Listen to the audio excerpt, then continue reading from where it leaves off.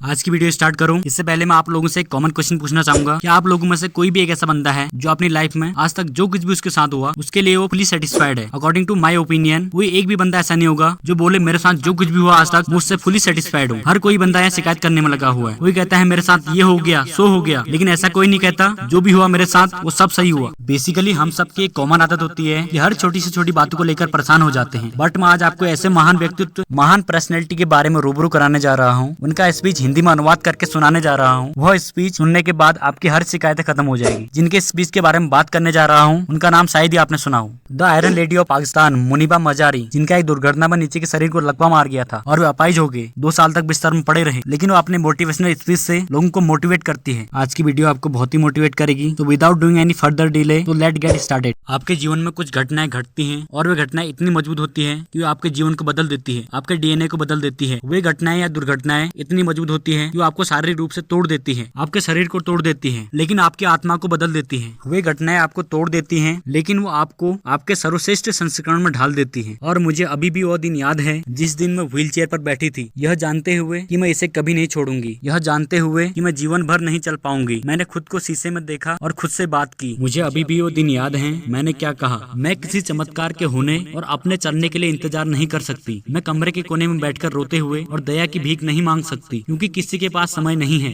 इसलिए मुझे खुद को वैसे ही स्वीकार करना होगा जैसे मैं हूँ। जितना जल्दी हो उतना बेहतर होगा। पहली बार जब मैंने लिप कलर लगाया और मैंने उसे मिटा दिया और मैं रोई। मैंने कहा ये मैं क्या कर रही हूँ। व्हील चेयर पर बैठे व्यक्ति को ऐसा नहीं करना चाहिए। लोग क्या कहेंगे, इसे साफ करो, इसे फिर से लगाओ। इस बार मैंने इसे अपने लिए लगाया क्योंकि मैं अंदर से परिपूर्ण महसूस करना चाहती थी। और उस दिन मैंने फैसला किया कि मैं अपने लिए जीवन जीऊंगी। आप जानते हैं कि हम इंसानों की क्या समस्या है। कई समस्याओं में से एक है सहजता की उम्मीद करते रहना। यह हमारा स्वनिर्मित है, जिससे हम हमेशा सहजता की उम्मीद करते हैं। हमारे पास जीवन के बारे में एक अद्भुत कल्पना है। चीजों को इस तरह से काम करना चाहिए, यह मेरी प्लानिंग है, इसे मेरी प्लानिंग के अकॉर्डिंग होना चाहिए। अगर ऐसा नहीं होता तो हम हार मान लेते हैं। इसलिए मेरे प्यारे दोस्तों, मैं आपको एक बात बता दूं, मैं कभी नहीं चाहती थी व्हील चेयर पर होने के बारे में। मैंने कभी नहीं सोचा। मैं हमेशा बड़े काम करने की इच्छा रखती थी, लेकिन यह नहीं जानती थी कि आज मैं जहाँ हूँ वहाँ पहुँचने के लिए मुझे इतनी बड़ी कीमत चुकानी पड़ेगी। यह बहुत भारी कीमत है। यह जीवन एक परीक्षा है और हमारे निर्णय एक परीक्षण है। हमारे परीक्षण कभी भी आसान नहीं माने जाते हैं। इसलिए जब आप जीवन से आसानी की उम्मीद कर रहे हैं और जीवन आपको नींबू देता है तो आप नींबू पानी बनाते हैं और फिर उसके लिए जीवन को दोष नहीं देते, क्योंकि आप एक परीक्षण से आसानी की उम्मीद कर रहे थे। परीक्षण आपको मजबूत बनाता है, बेहतर इंसान बनाता है। डरना ठीक है, रोना ठीक है, सब कुछ ठीक है, लेकिन हार मान लेना कोई विकल्प नहीं होना चाहिए। मैं हमेशा कहती हूँ कि असफलता एक विकल्प होना चाहिए, क्योंकि जब आप असफल होते हो तो उठते हो और यह आपको आगे बढ़ाता है। इसी तरह इंसान मजबूत होते हैं। असफलता एक विकल्प है, यह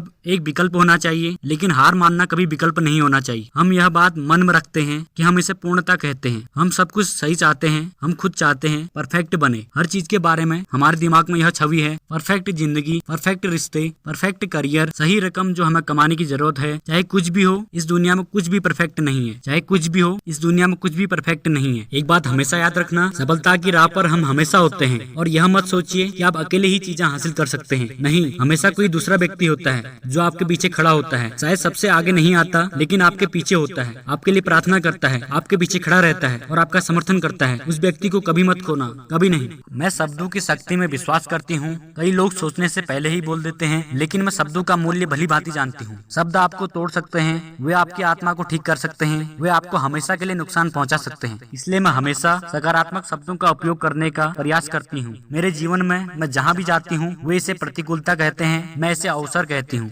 वे इसे कमजोरी कहते हैं, मैं इसे ताकत कहती हूँ। वे मुझे विकलांग कहते हैं, मैं खुद को दिव्यांग कहती हूँ। वे मेरी विकलांगता को देखते हैं, मैं मेरी क्षमता को देखती हूँ।